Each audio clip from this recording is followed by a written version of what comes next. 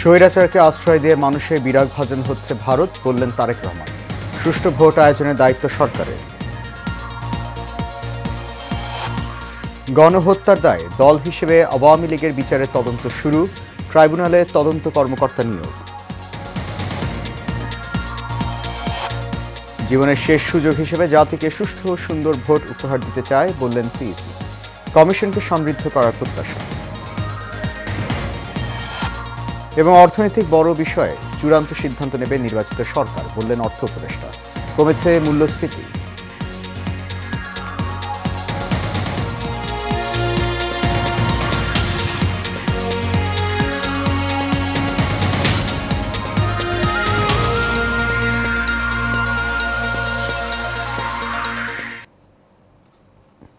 সবাইকে স্বাগত জানাচ্ছি এশিয়ান নিউজে। আপনাদের সাথে আছি আমি সৈয়দ মাহিউজ্জামান মুখর। শুনছেন বিআরবি কেবল ইন্ডাস্ট্রিজ লিমিটেড সংবাদ শিরোনাম, যাচ্ছে পুরো খবরে। ভারত স্বৈরাচারকে আশ্রয় দিয়ে বাংলাদেশের মানুষের বিরাগ ভাজন হলে বিএনপির কিছু করার নেই বলে মন্তব্য করেছেন দলটির ভারপ্রাপ্ত চেয়ারম্যান তারেক রহমান। বিবিসি বাংলাকে দেয়া একান্ত সাক্ষাৎকারের দ্বিতীয় পর্বে ভারতে শেখ হাসিনার অবস্থান নিয়ে করা এক প্রশ্নের জবাবে তিনি মন্তব্য করেন। বিস্তারিত রকিব মানিকের রিপোর্টে। বিএনপির ভারপ্রাপ্ত চেয়ারম্যান জনাব তারেক রহমানের বিবিসি বাংলাকে দেয়া দীর্ঘ সাক্ষাৎকারের দ্বিতীয় পর্ব প্রকাশ করেছে গণমাধ্যমটি। এই সাক্ষাৎকারে এক প্রশ্নের জবাবে ভারতের সঙ্গে সম্পর্কের বিষয়ে বিএনপির অবস্থান ব্যাখ্যা করে তারেক রহমান বলেন, সবার আগে বাংলাদেশ। পরিবর্তনের ব্যাপারে আপনার উদ্যোগ নেবেন এমন কোনো চিন্তা কি আপনাদের আছে? এখন তারা যদি স্বৈরাচারকে সেখানে আশ্রয় দিয়ে বাংলাদেশের মানুষের বিরাগ ভাজন হয়, সেখানে তো আমাদের কিছু করার নেই। আরেক প্রশ্নের জবাবে বিএনপির ভারপ্রাপ্ত চেয়ারম্যান আরো বলেন, অবশ্যই পানির হিস্সা চাই। বর্তমান রাজনৈতিক দলগুলোর মধ্যে একমাত্র বিএনপির রাষ্ট্র পরিচালনার অভিজ্ঞতা আছে মন্তব্য করে জনগণকে সেই অভিজ্ঞতা বিবেচনায় নেওয়ার আহ্বান জানিয়েছেন দলটির ভারপ্রাপ্ত চেয়ারম্যান তারেক রহমান। আমরা যদি দেখি যে ভালো কাজ বা কমিটমেন্ট আপনি যেটা বলেন বিএনপি করবে কিনা, আমরা তো করেছি। হতে পারে আমাদের দ্বারা কিছু ভুল ত্রুটি হয়েছে। আপনি একটু আগে একটা কথা বলেছিলেন, মানুষ তো অতীত থেকেই শিখে। ইয়েস, আমরাও দেখেছি, আমরাও অতীত থেকে অভিজ্ঞতা অর্জন করেছি, এক্সপিরিয়েন্স অর্জন করেছি যে ঠিক আছে এই কাজটি এইভাবে করলে হয়তো ভুল হয়, এটি আমরা ভবিষ্যতে ইনশাআল্লাহ করব। তারেক রহমান আরো বলেন, আমরা চাই অন্তর্বর্তী সরকার সফল হোক। তাদের মূল দায়িত্ব হলো কিছু প্রয়োজনীয় সংস্কার সম্পন্ন করা এবং একটি স্বাধীন, নিরপেক্ষ ও সুষ্ঠু নির্বাচন আয়োজন করা। প্রত্যাশা করি তারা এই দায়িত্ব যথাযথভাবে সম্পাদন করবেন। এই অন্তর্বর্তীকালীন সরকার সফল হোক, অর্থাৎ অনেক কিছুর মতন বিভিন্ন বিষয় আছে। যেমন আমরা যদি মূল দুটো বিষয় বলি, যে কিছু সংস্কারের বিষয় আছে, একই সাথে একটি প্রত্যাশিত সুষ্ঠু, নিরপেক্ষ, স্বাধীন নির্বাচনের একটি বিষয় আছে। মূলত কিছু সংস্কার সহ, যেই সংস্কারগুলো না করলেই নয়, এরকম সংস্কার সহ একটি স্বাভাবিক, সুষ্ঠু, স্বাধীন নির্বাচন অনুষ্ঠিত করাই হচ্ছে বর্তমান সরকারের মূল লক্ষ্য। পোষা প্রাণী বিষয়ে প্রশ্নে তিনি বলেন, ছোটবেলায় তাদের বাসায় কবুতর, হাঁস, মুরগি, বিড়াল পোষতে দেখেছেন। এরই ধারাবাহিকতায় তিনিও প্রাণী পোষতে ভালোবাসেন। এটাই তো আমাদের কাছে ওনাদের চাওয়া রাজনৈতিক দল হিসাবে। রকিব মানিক, এশিয়ান টেলিভিশন, ঢাকা। জুলাইয়ের গণহত্যার অভিযোগে দল হিসেবে আওয়ামী লীগের বিচারের আনুষ্ঠানিকভাবে তদন্ত শুরু করেছে ট্রাইব্যুনাল। দুপুরে আন্তর্জাতিক অপরাধ ট্রাইব্যুনালে চিফ প্রসিকিউটর এই কথা জানান। এছাড়া ট্রাইব্যুনালে কারো বিরুদ্ধে আনুষ্ঠানিক অভিযোগ দাখিল হলে তিনি সংসদ সদস্য হওয়ার যোগ্যতা হারাবেন এবং সরকারি চাকরিতে সুযোগ পাবেন না অভিযুক্ত ব্যক্তি। সকালে ট্রাইব্যুনাল আইন সংশোধন করে এই মর্মে গ্যাজেট প্রকাশ করেছে সরকার। ওয়ালিদ সিদ্দিকের রিপোর্টে দেখুন বিস্তারিত।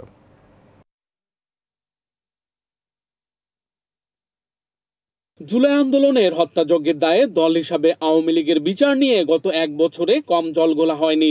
দল হিসাবে বিচার প্রক্রিয়া চালুর জন্য আন্তর্জাতিক অপরাধ ট্রাইব্যুনাল আইন সংশোধন করা হলেও তদন্তের তেমন কোনো অগ্রগতি দেখা যায়নি। সেই ব্যক্তির বিচারকে প্রভাবিত করতে পারে এমন কোনো বিষয় সংশোধন হলে তখন আপনি প্রস্তুত হতে পারেন। যদিও আওয়ামী লীগ ও তার সহযোগী সংগঠনগুলোর বিচার চেয়ে এনডিএম চেয়ারম্যান ববি হাজ্জাজের করা আবেদনটি গত বছরের 2 অক্টোবর থেকে ফাইলবন্দি ছিল। সেই আবেদনের প্রেক্ষিতেই আওয়ামী লীগের বিচারের আনুষ্ঠানিকভাবে তদন্ত প্রক্রিয়া শুরু হয়েছে। যে দল হিসাবে, সংগঠন হিসাবে আওয়ামী লীগের বিরুদ্ধে তদন্তের প্রক্রিয়া চলমান ছিল তা আনুষ্ঠানিকভাবে আওয়ামী লীগের বিরুদ্ধে তদন্ত শুরু হয়েছে, তদন্ত কর্মকর্তা নিয়োগ হয়েছে এবং তারা তদন্ত কাজ খুব দ্রুতই সম্পন্ন করবেন, তারা সর্বোচ্চ চেষ্টা করবেন এবং তদন্ত রিপোর্ট প্রাপ্তি সাপেক্ষে দল হিসাবে বিচারের জন্য আওয়ামী লীগের ব্যাপারেও যথাযথ ব্যবস্থা গ্রহণ করা হবে। সকালে আন্তর্জাতিক অপরাধ ট্রাইব্যুনালের সংশোধিত গেজেট প্রকাশ হয়। ফর্মাল চার্জ অর্থাৎ আনুষ্ঠানিক অভিযোগ যদি আন্তর্জাতিক অপরাধ ট্রাইব্যুনালে দাখিল করা হয়, তাহলে সেই ব্যক্তি বাংলাদেশের কোনো নির্বাচনে অর্থাৎ পার্লামেন্ট নির্বাচনে নির্বাচিত হওয়ার যোগ্য হবেন না, অর্থাৎ ইলেকশনে তিনি দাঁড়াতে পারবেন না। কোনো মেয়র বা লোকাল গভর্নমেন্ট ইনস্টিটিউশন যেগুলো আছে সেগুলোর মেয়র, চেয়ারম্যান ইত্যাদি এগুলো হতে পারবেন না এবং কোনো সরকারি অফিস, পাবলিক অফিসে তিনি নিয়োগ পেতে পারবেন না। এই সংশোধনীটা করা হয়েছে এবং এটা একটা নতুন সংযোজন। এছাড়া শেখ হাসিনা সহ 3 জনের বিরুদ্ধে মানবতা বিরোধী অপরাধের মামলার সর্বশেষ সাক্ষীর জেরা চলছে ট্রাইব্যুনাল 1-এ। এদিন ট্রাইব্যুনাল 2-এ আশুলিয়ায় 6 জনের মরদেহ পোড়ানোর মামলায় সাবেক সংসদ সদস্য সাইফুল ইসলাম সহ 16 আসামির বিরুদ্ধে জবানবন্দি দিয়েছেন কনস্টেবল রাশিদুল ইসলাম ও এএসআই মনিরুল ইসলাম। এই মামলার গ্রেফতার 8 জনকে সকালে ট্রাইব্যুনালে হাজির করা হয়। Walid Siddiqui, Asian television, Dhaka. শুধু আলোচনার খাতিরে নয়, নির্বাচন বিশেষজ্ঞদের পরামর্শে কমিশনকে আরও সমৃদ্ধ করতে চায় ইসি বলে জানিয়েছেন প্রধান নির্বাচন কমিশনার এএমএম নাসিরউদ্দিন। ৭৩ বছর বয়সে এসে চাওয়া পাওয়ার আর কিছু নেই বলে উল্লেখ করে তিনি বলেন, দেশের জন্য কিছু করার এটাই শেষ সুযোগ। নির্বাচন বিশেষজ্ঞদের সাথে সংলাপকালে এসব কথা বলেন তিনি। রাজনীতিবিদরা ঐক্যমত্য কমিশনের আলোচনায় থাকায় পরে তাদের আলোচনার কথা জানান ইসি। তিনি বলেন, ২১,৩০,০০০-এর মতো মৃত ভোটারকে বাদ দেওয়া হয়েছে, পাশাপাশি ৩৫ লাখ যোগ্য ভোটারকে তালিকাভুক্ত করা হয়েছে। মহিলা ও পুরুষদের ৩০ লাখ ভোটার পার্থক্য কমিয়ে আনার কথাও বলেন সিইসি। অনেক নতুন উদ্যোগের মতো নির্বাচন কমিশনকে নতুন চ্যালেঞ্জে মোকাবেলা করতে হচ্ছে বলেও মন্তব্য করেন তিনি।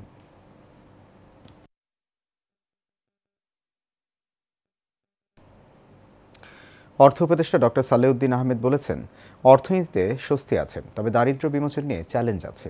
মূল্যস্ফীতি কমেছে, আর কমলে ভালো হতো। আজ সচিবালয়ে সরকারি ক্রয় সংক্রান্ত উপদেষ্টা কমিটির বৈঠক শেষে উপদেষ্টা এসব কথা বলেন। মূল্যস্ফীতি কমিয়ে আনা কষ্টসাধ্য বলেও একই সঙ্গে মন্তব্য করেন উপদেষ্টা। বড় বড় বিষয়ে নির্বাচিত সরকার এসে সিদ্ধান্ত নেবে জানিয়ে উপদেষ্টা বলেন, যুক্তরাষ্ট্রের শুল্ক কমাতে আরও আলোচনা করা হবে। আন্তর্জাতিক মুদ্রা তহবিল পরের কিস্তির অর্থ পেতে সমস্যা হবে না বলেও জানান তিনি। বৈঠকে ভারত থেকে 50,000 টন চাল এবং যুক্তরাষ্ট্র থেকে গম কেনার সিদ্ধান্ত নেওয়া হয়েছে। চীন থেকে 20টি যুদ্ধ বিমান কেনার সিদ্ধান্ত হয়েছে কিনা জানতে চাইলে তিনি কোনো মন্তব্য করেননি। ডিএপি, ইউরিয়া এগুলো করেছি। আর একটা খুব ইম্পর্টেন্ট হলো আমরা বৈদ্যুতিক বিতরণ এবং সঞ্চালনের আপনাদের হিসাব কত ঢাকা ময়মনসিংহ বিভাগে, সেটা আমরা অ্যাপ্রুভ করেছি 2টা প্যাকেজ। আর ডেটা সেন্টারের একটা অর্থনীতিতে স্বস্তিতে আছে, সেই জন্য তো আমরা মোটামুটি একটু কনফিডেন্ট। বিএনপির ভারপ্রাপ্ত চেয়ারম্যান তারেক রহমান ভিডিও কনফারেন্সের মাধ্যমে পিরোজপুর সদর উপজেলার টোনা ইউনিয়নের মূলগ্রাম এলাকার প্রবীণ ও ত্যাগী নেতা মোতালেব আকনের সঙ্গে ভার্চুয়ালি সাক্ষাৎ করেছেন। সাম্প্রতিক সময়ে একটি বেসরকারি টেলিভিশনে শেষ বয়সে তারেক রহমানের সঙ্গে দেখা করতে চান মোতালেব আকন শিরোনামের একটি প্রতিবেদন প্রচারের পর বিষয়টি তারেক রহমানের নজরে আসে। এরপর তিনি আমরা বিএনপি পরিবারের আহ্বায়ক আতিকুর রহমান রুমনকে নির্দেশ দেন মোতালেব আকনের সঙ্গে যোগাযোগের জন্য। এরই ধারাবাহিকতায় সোমবার সন্ধ্যায় লন্ডন থেকে সরাসরি সংযুক্ত হয়ে ভার্চুয়ালি কথা বলেন তারেক রহমান। সাক্ষাৎকালে বিএনপির সিনিয়র যুগ্ম মহাসচিব রুহুল কবির রিজভী, জিয়াউর রহমান ফাউন্ডেশনের পরিচালক সাংবাদিক নেতা সাঈদ খান, আমরা বিএনপি পরিবারের আহ্বায়ক আতিকুর রহমান রুমন সহ উপদেষ্টাবৃন্দ ও সদস্যরা উপস্থিত ছিলেন। নিরাপদ ও পরিকল্পিত নগরী গড়ার লক্ষ্যে 2 দিনব্যাপী মেলার আয়োজন করে গৃহায়ন ও গণপূর্ত মন্ত্রণালয়। রাজধানীর চীনমন্ত্রী সম্মেলন কেন্দ্রে আয়োজিত 2 দিনব্যাপী মেলার শেষ দিন আজ। এই মেলায় রূপায়ণ ল্যান্ড ডেভেলপমেন্ট লিমিটেডের বেশ কয়েকটি প্রকল্প ক্রেতা দর্শনার্থীদের নজর কেড়েছে। বিশেষ করে ঢাকার অদূরে রূপায়ণ পদ্মা সিটি নিয়ে বেশ আগ্রহ ছিল তাদের। ঢাকা থেকে যাতায়াত সুবিধা থাকা এবং মনোরম পরিবেশের কারণে অনেকেই স্টলে এসে প্রকল্প সম্পর্কে ধারণা নিচ্ছেন। এছাড়া রূপায়ণ সিটি উত্তরার প্রতি বেশ আগ্রহ দেখান গ্রাহকরা। মেলায় বিভিন্ন লিকেজ প্রতিষ্ঠান সহ সরকারি বেসরকারি মিলিয়ে অন্তত 60টি স্টল বসেছে।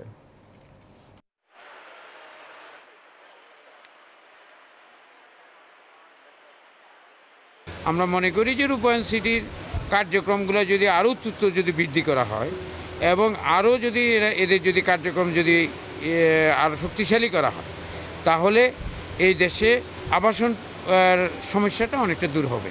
আমাদের মোটামুটি ভালোই রেসপন্স, যেহেতু আমাদের অনেকগুলো অনগোয়িং প্রজেক্ট আছে, পাশাপাশি অনেকগুলো রেডি প্রজেক্টও আছে। মোটামুটি কাস্টমারদের রিকোয়ারমেন্ট অনুযায়ী আমাদের কাছে মাল্টিপল প্রজেক্ট আছে, দেখা যাচ্ছে এগুলো আমরা মিট করতে পারতেছি। সোফার এখন পর্যন্ত ভালোই সাড়া পাচ্ছি। যারা আসছেন তারা সবাই খুব প্রোডাক্ট নিয়ে অনেক নলেজ রাখেন এবং আগ্রহী। তারা নতুন আবাসন নিয়ে তারা চিন্তা করেন। আমাদের আজকে একটা ভালো একটা অফার আছে এই মেলা উপলক্ষে, যেটা হচ্ছে 40% ডাউন পেমেন্টই আপনি আপনার অ্যাপার্টমেন্টের চাবিটা বুঝে পাচ্ছেন, যেটা এই রিয়েল এস্টেটে এই প্রথম। বাংলা প্রসঙ্গ। দেশের তৃতীয় বৃহত্তম মধুপুর গড় দখল হতে হতে সংকুচিত হয়ে পড়েছে। যখন যে সরকার ক্ষমতায় এসেছে তারাই দখলের উৎসবে মেতে উঠেছে। একটা সময় মোট বনভূমির প্রায় অর্ধেকটা জবরদখল হয়ে পড়ে। দখলের নানা কৌশল নিয়ে গণমাধ্যমে রিপোর্ট প্রচার হয়। এ নিয়ে গঠন করা হয় স্পেশাল টাস্ক ফোর্স। নানা প্রতিবন্ধকতার পরেও এই বছর রেকর্ড পরিমাণ জবরদখল হওয়া বনভূমি উদ্ধার করেছে বন বিভাগ। টাঙ্গাইল থেকে শফিকুজ্জামান খান মোস্তফার তথ্য ও চিত্রে আরও জানাচ্ছেন কাউসার আহমেদ। মধুপুর গড়সহ টাঙ্গাইলের 9টি রেঞ্জের 34টি বিটে মোট বনভূমির পরিমাণ 1,22,877 একর। স্বাধীনতার পর থেকে দখল হতে হতে সংকুচিত হয়ে পড়ে বিশালে বন। প্রায় 52,000 একর বনভূমি দখল হয়ে যায় বিভিন্ন সময়ে। তার মধ্যে সবচেয়ে বেশি দখল হয় সখীপুর উপজেলায়। প্রভাবশালী ভূমিদস্যুদের দখলের নানা কৌশল নিয়ে বিভিন্ন সময়ে গণমাধ্যমে রিপোর্ট প্রচার করা হয়। পরে স্পেশাল টাস্ক ফোর্স গঠন করা হয় বনভূমি উদ্ধারে। এবছর 500 একরের বেশি বনভূমি উদ্ধার করা হয়। এসব জবরদখল হওয়া বনভূমি উদ্ধার করতে গিয়ে দখলদারদের হাতে আক্রান্ত হন একাধিক বনকর্মী। ডিপার্টমেন্টের লোক বলল যে জমিটা বনায়ন করব নতুন, পরে আমরা ইচ্ছাকৃতভাবে ছেড়ে দিছি। এমনকি এই জায়গাটা বর্তমানে আমাদের লিসে আমাদের থাকবে আর কি। জমিটা আমাদের এই হতিয়া রেঞ্জ কর্মকর্তা আমাদের সহযোগিতা চায়, আমরা তার সহযোগিতা করি। সহযোগিতার হিসাবে এখানে বনায়ন করতে সে সক্ষম হয়। মধুপুর গড়ের বনভূমিকে আগের অবস্থায় ফিরিয়ে আনতে কাজ করে যাচ্ছে টাঙ্গাইল বন বিভাগ। প্রায় 52,000 একর বনভূমি আপনার জবরদখলের আওতায় ছিল। আমরা 4 থেকে 5 বছর ধরে এই বনভূমি উদ্ধার করছি। এবছরই সবচেয়ে বেশি এলাকা উদ্ধার করেছি। এই যে জবরদখল মুক্ত করার যে অভিযান, সেটা কিন্তু আমাদের অব্যাহত থাকবে। প্রাণ প্রকৃতি ফিরিয়ে আনতে মধুপুর গড়সহ আশেপাশের জবরদখল হওয়া বনভূমি উদ্ধারের কোনো বিকল্প নেই, এমনটাই মনে করছেন পরিবেশবিদরা। কাউসার আহমেদ, এশিয়ান টেলিভিশন। রাজধানী গুলশান ও বারিধারা এলাকার মধ্যবর্তী স্থানে ময়লা আবর্জনা ফেলে পরিবেশ দূষণ করছে ঢাকা উত্তর সিটি কর্পোরেশন, এমন অভিযোগ তুলেছেন এলাকাবাসী। ভাটারা থানা ও মানবাধিকার ফাউন্ডেশনের উদ্যোগে এই ঘটনায় মানববন্ধন অনুষ্ঠিত হয়। মানববন্ধনে বক্তারা বলেন, বারিধারা একটি অভিজাত ও আবাসিক এলাকা হওয়া সত্ত্বেও এখানে প্রতিদিন বাসা বাড়ির ময়লা আবর্জনা ফেলে পরিবেশকে মারাত্মকভাবে দূষিত করা হচ্ছে। বক্তারা আরও বলেন, ময়লার দুর্গন্ধে সাধারণ মানুষ, বিশেষ করে মসজিদ, মাদ্রাসা ও গির্জায় যাতায়াতকারীরা চরম দুর্ভোগের শিকার হচ্ছেন। অবিলম্বে এই ময়লা ফেলার স্থান অপসারণ করে বিকল্প সমাধানের দাবি জানান তারা। শিক্ষিত পেশা, মিলিত প্রচেষ্টার দীপ্তি এ প্রতিপাদ্যে বাংলাদেশ ইউথ ফার্স্ট কনসার্নসের আয়োজনে সাভারে অনুষ্ঠিত হল বিশ্ব শিক্ষক দিবস ও হাই ক্লাব গানের মেলা প্রতিযোগিতার পুরস্কার বিতরণী অনুষ্ঠান। অনুষ্ঠানের প্রধান অতিথি হিসেবে উপস্থিত ছিলেন মাদকদ্রব্য নিয়ন্ত্রণ অধিদপ্তরের পরিচালক মাজহারুল ইসলাম। বিশেষ অতিথি ছিলেন মাদকদ্রব্য নিয়ন্ত্রণ অধিদপ্তরের ঢাকা জেলা কার্যালয়ের উপপরিচালক উর্মি দে, মিডিয়া ব্যক্তিত্ব ও কর্পোরেট প্রশিক্ষক ফেরদৌস বাপ্পি, BOYFC'র জাতীয় পরিচালক ডক্টর পিটার হালদার সহ বিভিন্ন শিক্ষা প্রতিষ্ঠানের শিক্ষক ও শিক্ষার্থীরা। অনুষ্ঠানে সভাপতিত্ব করেন বাংলাদেশ ইউথ ফার্স্ট কনসার্নসের চেয়ারম্যান ফ্লোরেন্স গমেজ। মাদক বিরোধী সচেতনতা সৃষ্টির লক্ষ্যে আয়োজিত এই অনুষ্ঠানের মূল আকর্ষণ ছিল BOYFC'র স্বরচিত মাদক বিরোধী একটি বিশেষ গান, যার প্রতিটি হাই ক্লাবের সদস্যরা নিজেদের ভিন্ন ভিন্ন সুর ও সঙ্গীত আয়োজনে পরিবেশন করেন। BOYFC'র প্রকল্প এলাকার বিভিন্ন স্কুলের 40টি হাই ক্লাবের সদস্যরা অনলাইনে এই গানের মেলায় অংশগ্রহণ করেন। কমিটি রয়েছে, আমি আশা করব ঢাকা জেলায় যারা রয়েছেন তাদের এই কমিটিগুলো একটু কার্যকর করবেন। শিক্ষকতা পেশা মিলিত প্রচেষ্টার দীপ্তি, শুধু শিক্ষক নয়, সেখানে শিক্ষার্থীও থাকতে হবে, সেখানে অভিভাবকও থাকতে হবে। তাদের মিলিত প্রচেষ্টায় আমরা এই শিক্ষার আলো ছড়িয়ে দিতে পারব সর্বত্র। তাদের চিন্তা ভাবনাটা কতখানি প্রসারিত হলো এবং এই যে গানের বাণী যেভাবে তারা উপলব্ধি করলেন, তাদের বন্ধুরা শুনলেন, স্কুল শুনল, এটা যে কতখানি ছড়িয়ে গেল এই আলো, এটার ইম্প্যাক্ট আমরা অনেকদিন পরে বুঝতে পারবো। একজন মাদকাসক্ত পরিবারই একটি ফ্যামিলি ধ্বংস করার জন্য যথেষ্ট। শুধুমাত্র ফ্যামিলি না, আমি বলবো এই সমাজ, এই দেশ, এই বিশ্ব বসবাসের অযোগ্য হয়ে যায় এই মাদকাসক্তির কারণে। আমার যে সত্তাটা রয়েছে সেই সত্তা দিয়ে কিন্তু আমাকে কাজ করতে হবে। প্রবাসের খবর। সৌদি আরবের জেদ্দায় বাংলা টিভির চিফ নিউজ এডিটর ও ক্রাইম রিপোর্ট অ্যাসোসিয়েশনের সাধারণ সম্পাদক এম বাদশাকে সংবর্ধনা দেওয়া হয়েছে। সৌদি আরব ব্যুরোর প্রধান সোহেল রানা বাংলা টিভি দর্শক ফোরাম জেদ্দা এই আয়োজন করে। সংগঠনের সভাপতি মীর মনিরুজ্জামান তপনের সভাপতিত্বে সাধারণ সম্পাদক আমিনুল ইসলামের সঞ্চালনায় প্রধান বক্তা ছিলেন জেদ্দা আর টিভি দর্শক ফোরামের সভাপতি আব্দুল মান্নান। বিশেষ অতিথি ছিলেন মক্কা দর্শক ফোরাম সভাপতি জহির আহমেদ হিরো, ইনভেস্টার অ্যাসোসিয়েশনের সদস্য সচিব হাজি সালাউদ্দিন ভুইয়া সহ অনেকে।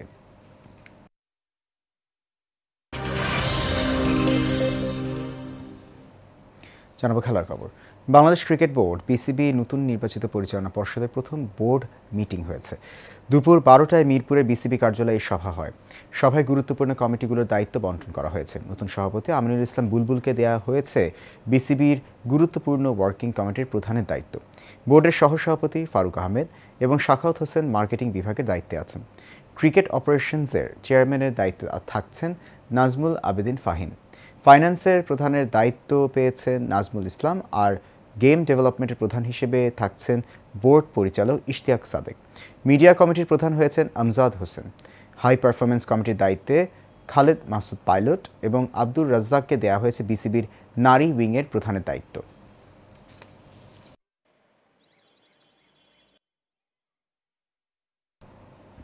শেষ করবে এশিয়া নিউজ। তার আগে বিআরবি কেবল ইন্ডাস্ট্রিজ লিমিটেড সংবাদ শিরোনামগুলো জানিয়ে দিচ্ছে।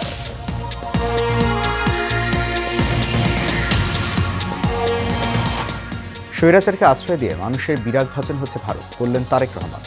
সুষ্ঠু ভোট আয়োজনের দায়িত্ব সরকারের। গণহত্যার দায়ে দল হিসেবে আওয়ামী লীগের বিচারের তদন্ত শুরু। ট্রাইব্যুনালে তদন্ত কর্মকর্তা নিয়োগ।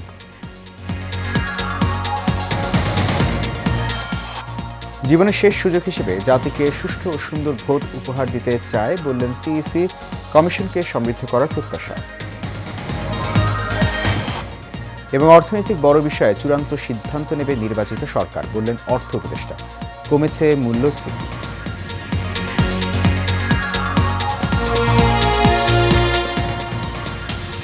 এশিয়া নিউজ এ পর্যন্ত। আমাদের পরবর্তী সংবাদ দেখার আমন্ত্রণ রইল। আপনি সঙ্গে থাকার জন্য অনেক ধন্যবাদ।